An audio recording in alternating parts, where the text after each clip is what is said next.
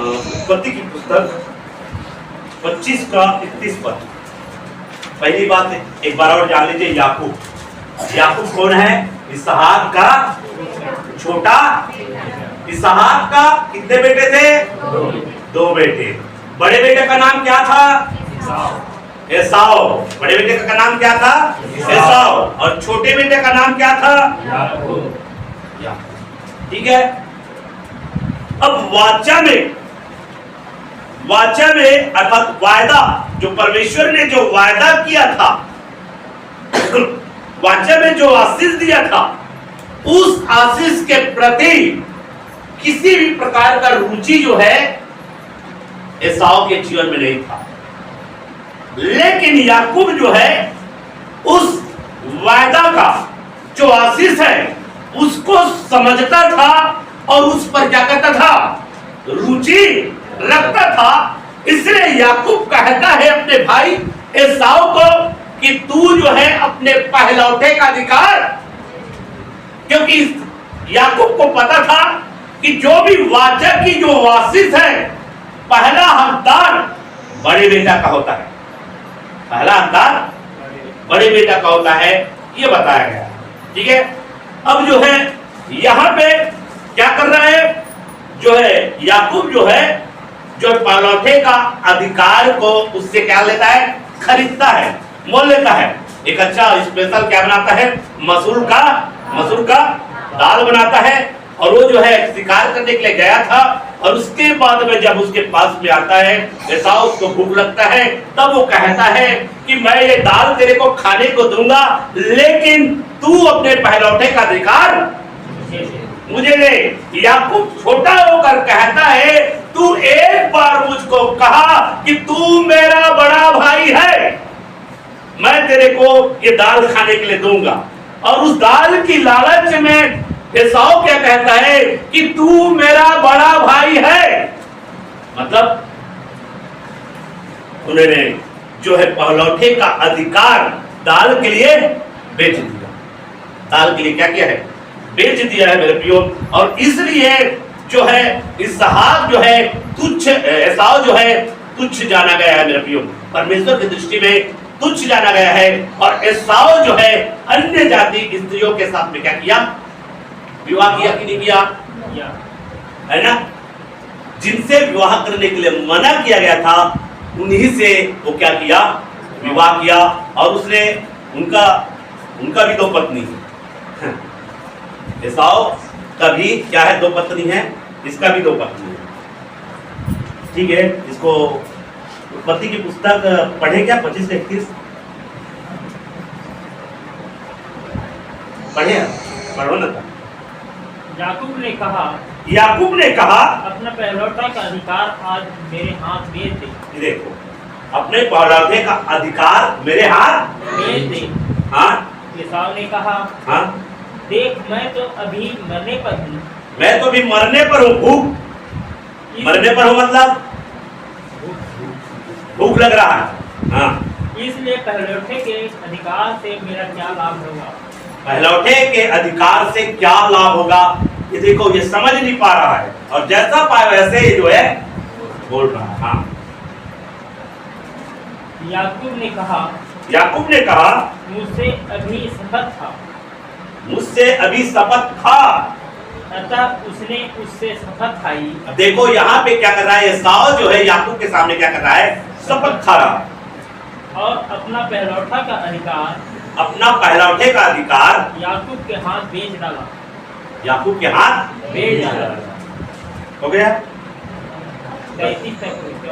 बस यहाँ पर क्या किया? बेच दिया। ठीक है। जो परमेश्वर की व्यवस्था वचनों के आधार पर वो जो है आशीष जो है, पहला स्थान पहलौठा का होता है। पहलौठा जो है परमेश्वर की दृष्टि में क्या होता है? पवित्र होता है। और परमेश्वर जो है पहलौठे को क्या करना चाहता है? इस्तेमाल करना चाहता है। और सारा जो प्रतिज्ञा में जो आशीष है, वो आशीष पहला स्थान पहलौठे को देना चाहता है। अगर पहलौठा निकम्मा निकला, तब जो है वो आशीष जो है छोटे बेटे के ऊपर में चला जाता है। तो क्या होता है, छोटे बेटे के ऊपर में चला जाता है। लेकिन पहला स्थान किसको मिलता है, पहलौठे को मिलता है। एक वचन और पढ़ दीजिए, उत्पत्ति की पुस्तक 28 अध्याय 13 से 15। और यहोवा उसके ऊपर खड़ा होकर कहता है, हाँ, मैं यहोवा तेरे दादा अब्राहम का परमेश्वर मैं यहोवा तेरे दादा अब्राहम का परमेश्वर और इसहाक का भी परमेश्वर हूँ, और इसहाक का भी परमेश्वर हूँ। जिस भूमि पर तू लेटा है। अब यहाँ पे क्या कर रहा है, अब जो है पहलौठे का अधिकार तो ले लिया है, अपने पिता इसहाक से आशीर्वाद को ले लिया है। अब जो है दिमाग जो है क्या हो गया है, चढ़ गया है किसका, एसाव का। इसलिए कहीं मार ना दे, इसलिए रिबका क्या किया, उसको बोला कि तू अपने मामा के यहाँ चला जा। अब मामा का घर तो बहुत दूर है, जाते जाते शाम हो जाएगा, रात हो जाएगा, बीत जाएगा रात भी। तो क्या किया, रात जैसी बीता, आधा बीच में वो क्या गया, सो गया। तो यहाँ पे सोते समय जो है क्या कर रहा है, वो सोया है ना, पढ़ो पढ़ो। जिस भूमि पर तू लेटा है, जिस भूमि पर तू लेटा है, उसे मैं तुझको और तेरे वंश को दूंगा। देखो ये कहा जाकर है, जिस भूमि पर तू लेटा है उसको, यहाँ पे फिर वाचा का क्या कर रहा है, नवीनीकरण कर रहा है मेरे प्रियो। जो वायदा अब्राहम के साथ, जो वायदा इसहाक के साथ, अब वही वायदा यहाँ पे याकूब के साथ क्या कर रहा है, बोल रहा है, याकूब को दे रहा है। जिस भूमि पर तू लेटा है, हाँ, उसे मैं तुझको और तेरे वंश को दूंगा। उसको, तुझको और तेरे वंश को दूंगा। हाँ, और तेरा वंश भूमि की धूल के कीटों के समान बहुत होगा। और यहाँ पर भी बोल रहा है, और तेरा वंश जो है कीटों के समान, धूल के किनकों के समान बहुत होगा। यहाँ पर भी क्या कर रहा है, जो वाचा परमेश्वर ने अब्राहम के साथ में बांधी है और जो वाचा इसहाक के साथ में बांधी है, उसी वाचा को फिर से स्मरण करके याकूब को क्या कर रहा है, यहाँ पे दे रहा है मेरे प्रियो। हाँ ठीक है। और पश्चिम पूरब उत्तर दक्षिण चारों ओर फैलता जाएगा। क्या बोल रहा है, पश्चिम पूरब उत्तर दक्षिण मतलब चारों दिशाओं में तेरा वंश क्या हो जाएगा, फैलता जाएगा। ऐसा वायदा जो है परमेश्वर ने याकूब के साथ में क्या कर रहा है, कर रहा है। एक वाचा यहाँ पर भी उसी वाचा का क्या कर रहा है, वाचा का नवीनीकरण हो रहा है। वाचा का क्या हो रहा है, नवीनीकरण हो रहा है। ठीक है। और एक वचन हम पढ़ सकते हैं, उत्पत्ति की पुस्तक 35 अध्याय 9 से 13 तक। फिर याकूब के बदमनहार से आने के पश्चात परमेश्वर ने दूसरी बार उसको दर्शन देकर, देखो दूसरी बार दर्शन देकर, और परमेश्वर ने उससे कहा, याकूब से कहा, अब तक तेरा नाम याकूब रहा है। अब तक तेरा नाम क्या रहा है, याकूब रहा है। अब पर आगे को तेरा नाम याकूब न रहेगा, तो इस्राएल कहलाएगा। अब जो है उसका नाम क्या हो गया, चेंज हो गया, क्योंकि अब याकूब को परमेश्वर क्या देने जा रहा है, आशीष देने जा रहा है। इसलिए यहाँ पे कहता है अब तेरा नाम क्या होगा, इस्राएल, है ना। बोलिए। इस प्रकार उसने उसका नाम इस्राएल रखा। फिर परमेश्वर ने उससे कहा, मैं सर्वशक्तिमान ईश्वर हूँ, तू फूले फले और बढ़े, और तुझसे एक जाति वरन जातियों की एक मंडली भी उत्पन्न होगी, और तेरे वंश में राजा उत्पन्न होंगे। अब देखो यहाँ पर फिर जो है बोल रहा है, तेरे वंश में कौन उत्पन्न होंगे, इस्राएल। इसको इस्राएल नाम दिया, और उस वायदा के अनुसार से इसको कह रहा है अब तेरे वंश में कौन उत्पन्न होंगे। तो याकूब के वंश से दाऊद राजा है, याकूब के वंश से साउल क्या है, राजा है, याकूब के वंश से सुलेमान मतलब इस्राएल में से ही राजा आया कि नहीं आया? जो वायदा परमेश्वर ने किया था याकूब के साथ में, आने वाले समय में मेरे प्रियो राजा उत्पन्न हुए हैं वायदा के अनुसार से। और हो गया, हाँ, मतलब 13 तक हो गया। 12 हाँ, 13 पढ़िए। और जो देश मैंने अब्राहम और इसहाक को दिया है, हाँ। वही देश तुझे देता हूँ। देखो यहाँ पर नवीनीकरण हो रहा है, वही हाँ। देश मैं तुझे देता हूँ और तेरे पीछे तेरे वंश को भी दूंगा। और तेरे पीछे तेरे वंश को भी दूंगा। तब परमेश्वर उस स्थान में जहाँ उसने याकूब से बातें की, हाँ। उसके पास से ऊपर चढ़ गया। हाँ, उसके पास से क्या हो गया? ऊपर चढ़ गया। इसका मतलब है मेरे भाइयों, यहाँ पे जो वाचक की जो आशीषें हैं, वाचक की आशीषें सबके लिए है मेरे भाइयों। आज वाचक की आशीषें इसहाक के लिए, वाचक की आशीषें याकूब के लिए, और पीढ़ी दर पीढ़ी वाचक की आशीष सबके लिए है मेरे भाइयों। यहाँ पर वाचक की जो आशीषें हैं, उस आशीषों को, उस वायदा को आपको क्या करना पड़ेगा? ये भी याकूब ने उसको विश्वास से क्या किया? स्वीकार किया। उससे पहले देखो इस बात को ध्यान रखना, यहाँ पे कहां पर है? अपने मामा के घर से क्या हो गया है? वापस हो गया है। समझ में आया?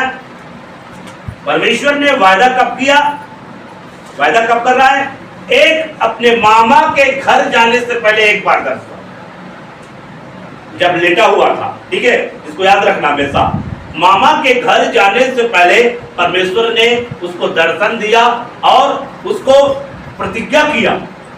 मामा के घर से वापस लौटने के बाद, क्योंकि उसके मामा जो है उसको क्या कर देता था? धोखा करता था, लूटता था उसको नौकर बनाकर रखे थे। इसलिए याकूब जो है अपनी बुद्धि से, अपनी समझ से वो जो है सफल व्यक्ति बनने का बहुत प्रयास किया, लेकिन नहीं हुआ मेरे प्रियो। उसके बाद वहां से जो है वहां का कंडीशन देकर, वहां का स्थिति देखकर, ये हमेशा मेरे साथ में ऐसा करता है, ऐसा करके जो है उसको बिना बताए चुपके से आ गया। रिबका, लिया, जो भी है, जितने भी है जानवर है, सबको पकड़कर आ गया। वो क्या किया? उसका पीछा किया है। पीछा किया कि नहीं किया है? बाइबल में पढ़ेंगे, पीछा किया है। और वहां पर भी एक वाचा बांधा है, लबान और याकूब के बीच एक वाचा बांधा है। वहां पर भी एक वाचा बांधा है। कई बार मनुष्यों के बीच में भी वाचा बनता है, तो लबान और याकूब के बीच भी क्या किया है? एक वाचा बंधा है मेरे प्रियो। अब वो उसके बाद में अब याकूब को अपने भाई से मिलना है, भाई से मिलना है। तब जो है वो क्या कर रहा है? प्रार्थना कर रहा है।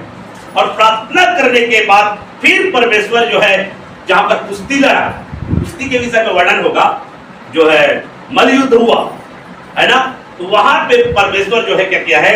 उनको वायदा किया है मेरे प्रियो, और उसके विषय में जो है बताया जा रहा है। उसके जो वापस लौटने के बाद में क्या किया है? उससे प्रतिज्ञा किया है।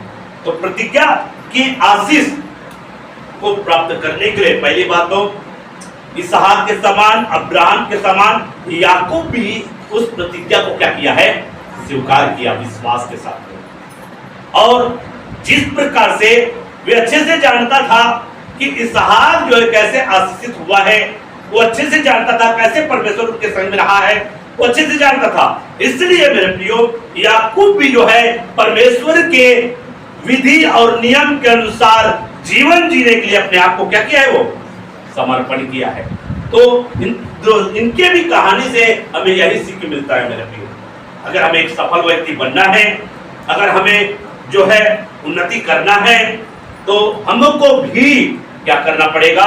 उसके उस वायदा, जो वाचा में अब्राहम के साथ, इसहाक के साथ जो वाचा बांधा था, उस वायदा को विश्वास से क्या करना पड़ेगा?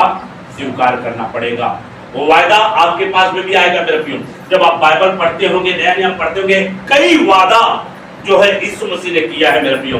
वो वायदा को आपको क्या करना पड़ेगा? विश्वास से स्वीकार करना पड़ेगा और उस परमेश्वर पर भरोसा रखना पड़ेगा। और यीशु मसीह ने जो जो आज्ञा आपको कहेगा कि बेटा ऐसा मत करना, बेटी ऐसा मत करना, क्योंकि परमेश्वर ने अपनी आत्मा आपके हृदयों में दिया है। पवित्र आत्मा आपको चलाएगा मेरे प्रियो। जिन चीजों को पवित्र आत्मा आपको मना करता है करने के लिए, उसको करने का प्रयास मत करना मेरे प्रियो। जहां पर पवित्र आत्मा आपको जाने के लिए मना करता है, वहां पे जाने का प्रयास मत करना मेरे प्रियो। पवित्र आत्मा के चलाए चलने का प्रयास करना मेरे प्रियो। वो पवित्र आत्मा स्वयं आपकी गाइड करेगा, स्वयं आपको बताएगा मेरे प्रियो। जब इस प्रकार से मैं पवित्र आत्मा के चलाए चलूंगा, पवित्र आत्मा कभी भी आपको परमेश्वर के खिलाफ में नहीं ले जाएगा। पवित्र आत्मा कभी भी आपको परमेश्वर के विरोध में नहीं ले जाएगा, वचन के विरोध में नहीं ले जाएगा। इसलिए हर एक को परमेश्वर ने पवित्र आत्मा दी है। नई वाचा के अंतर्गत आज हम नई वाचा के क्या है, हम भागी हैं, और हर एक को परमेश्वर ने पवित्र आत्मा दिया गया है, पवित्र आत्मा। और वो कहता है कि मैं अपनी व्यवस्था तेरे मनों में, तेरे हृदयों पर क्या करूंगा, लिखूंगा। और इसलिए मेरे प्रियो, वो पवित्र आत्मा आपको स्वयं जो है आपको रोक टोक करेगा मेरे प्रियो, कि बेटा ये चीज आपको नहीं करना है, ये आपके लिए नहीं है। आज दुनिया में बहुत सारे लोग क्या कर रहे हैं, होली खेल रहे हैं मेरे प्रियो। क्या कर रहे हैं, होली खेल रहे हैं, अर्थात रंग गुलाल लगा रहे हैं। लेकिन ये सारा चीज जो है मसीही लोगों के लिए नहीं है। नई वाचा में जो विश्वास करते हैं उनके लिए नहीं है मेरे प्रियो।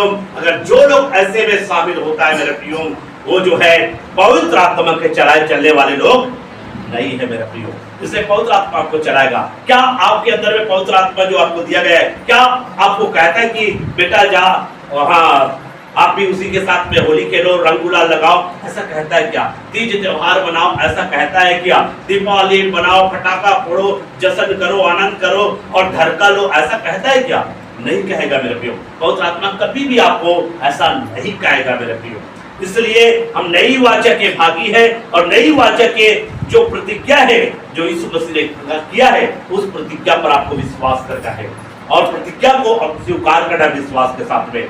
जैसे ये लोग क्या कर रहे हैं, यहाँ पर व्यवस्था नहीं है, यहाँ पे व्यवस्था नहीं दिया गया है, फिर भी व्यवस्था नहीं दिया है, फिर भी यहाँ पे कुछ कुछ व्यवस्था और नियम और कार्य परमेश्वर उनको देता था। उस कार्य को ये लोग क्या करते थे, पूरा करते थे मेरे प्रियो, और उसके नियम और विधि के अनुसार से चलते थे मेरे प्रियो, जिसके कारण से वो वाचा में जो आशीष रखा है, वो आशीष ये लोग क्या किए हैं, प्राप्त किए। इस तीनों के विषय में कहते हैं, अब्राहम धनवान बन गया, इसहाक धनवान बन गया, याकूब धनवान बन गया। तो मेरे प्रियो, क्या आप नहीं बन सकते? क्या आप नहीं बन सकते? क्या ये लोग जो है, क्योंकि अब इसको मैं बताने का प्रयास कर रहा हूं, इसको मैं एक लाइन बताने का प्रयास कर रहा हूं। जब ये लोग जो है संपन्न हो गए मेरे प्रियो, तो नई वाचा अब्राहम के साथ में जो वाचा बांधा है, वो वाचा इन लोगों को आशीषमय कर सकता है। तो नई वाचा जो उस वाचा से अति उत्तम है, उस वाचा से बढ़कर है, उस वाचा में उत्तम प्रतिज्ञा है, तो क्या आप जो है आशीषमय नहीं होंगे? क्या आप चंगे नहीं हो पाएंगे? क्या आप छुटकारा को नहीं पाएंगे? क्या आप फलवंत नहीं होंगे? क्या आप आशीषित नहीं होंगे? होंगे मेरे प्रियो। इसलिए आपको भी विश्वास के साथ क्या करना पड़ेगा, स्वीकार करना पड़ेगा। देर होगा लेकिन अंधेर नहीं होगा, देर होगा लेकिन अंधेर नहीं होगा। मैं एक बात कहना चाहता हूं, आपको बढ़ने से अगर प्रतिज्ञाओं पर अगर विश्वास करना स्टार्ट करेंगे मेरे प्रियो, मैंने अपने जीवन में प्रतिज्ञाओं पर विश्वास करना सीखा है, प्रतिज्ञाओं पर ही मैंने भरोसा किया है, और प्रतिज्ञाओं पर भरोसा करके ही मैं बोलता हूं मेरे प्रियो। हमको बढ़ने से दुनिया की कोई ताकत रोक नहीं सकती, रोक नहीं सकती मेरे प्रियो। व्यवस्था की पुस्तक में क्या लिखा हुआ है, जब आप पढ़ेंगे मेरे प्रियो, तुमको किसी से भी क्या बोला है, वहां पर प्रतिज्ञा करता है परमेश्वर जो है पुरानी वाचा में, वो पुरानी वाचा में सीखेंगे मेरे प्रियो, क्योंकि पुरानी वाचा में परमेश्वर ने क्या किया है, एक वायदा किया है, एक प्रतिज्ञा किया है, मैं तुम्हें सर्वश्रेष्ठ करूंगा कि नहीं करूंगा, बोला है करूंगा। शर्त क्या है, यदि तुम मेरे विधि और नियम को चौकसी के साथ में क्या करोगे, पालन करोगे, पालन करने की चौकसी करोगे मेरे प्रियो, तो मैं तुम्हें क्या करूंगा, पृथ्वी की सब जातियों में श्रेष्ठ करूंगा। ये परमेश्वर का क्या है, वायदा है मेरे प्रियो। और उसी वायदे के अनुसार से और भी बोला है, मैं तुम्हें सिर, मैं तुम्हें क्या कराऊंगा, ऊंच नहीं ठहराऊंगा, मैं तुम्हें क्या कराऊंगा, सिर ठहराऊंगा। आज्ञाकारिता के कारण सिर ठहरोगे, अनाज्ञाकारिता के कारण ऊंच ठहरोगे। आज्ञाकारिता के कारण श्रेष्ठ ठहरोगे, अनाज्ञाकारिता के कारण तुच्छ ठहरोगे। ये है मेरे प्रियो पुरानी वाचा के अंतर्गत में जो परमेश्वर ने वाचा बांधा है और व्यवस्था दिया है, उसी व्यवस्था में कहा है तुम्हें किसी से भी उधार लेने की जरूरत नहीं पड़ेगा। अगर आप प्रतिज्ञाओं पर विश्वास करें मेरे प्रियो, विश्वास के साथ में आप चले मेरे प्रियो, बाइबल में लिखा हुआ है तू बहुतेरे जाति को क्या करेगा, उधार देगा। किसी से भी तुमको उधार लेने की जरूरत नहीं पड़ेगा। ये परमेश्वर की वायदा पर विश्वास करना है, इसलिए वायदा पर विश्वास करना सीखे। और वायदा को विश्वास करते हैं तो विश्वास के साथ परमेश्वर पर निर्भर होना सीखे, परमेश्वर पर भरोसा रखना सीखे, और साथ साथ में प्रभु जो आपको कहता है उस कार्य को करना भी है। जो आपको आदेश देता है उस आदेश का आपको पालन करना है। आपके जीवन में होगा मेरे प्रियो, आपके जीवन में वो सब चीज होगा मेरे प्रियो। तो हम याकूब के जीवन से भी क्या सीखते हैं, वाचा की आशीष को पाना है तो क्या करना है, वायदा को हमको विश्वास से और आज्ञाकारिता का जीवन जीने का। तो ये वाचा की आशीष। अब हम अगले सेक्शन में हम देखेंगे पुरानी वाचा की जो आशीष है, जो व्यवस्था के द्वारा दिया गया है, ये वाचा फिर उसमें दिया गया है जो व्यवस्था के अनुसार से तुम ऐसा करोगे तो मैं ऐसा करूंगा, तुम बगावत करोगे तो मैं डंडा लगाऊंगा, मतलब आपको कष्ट दूंगा। तो वो व्यवस्था पे दिया है पूरा पूरा। तो इसलिए आपको जो इस्राएल के साथ में जो वाचा बांधा है, याकूब अब इस्राएल बन गया। अब इस्राएल के साथ में परमेश्वर की वाचा को अब हम देखेंगे तीसरे सेक्शन में, तीसरे सेक्शन में देखेंगे। ठीक है, तो सारे बातों की तरफ मानकर विश्वास।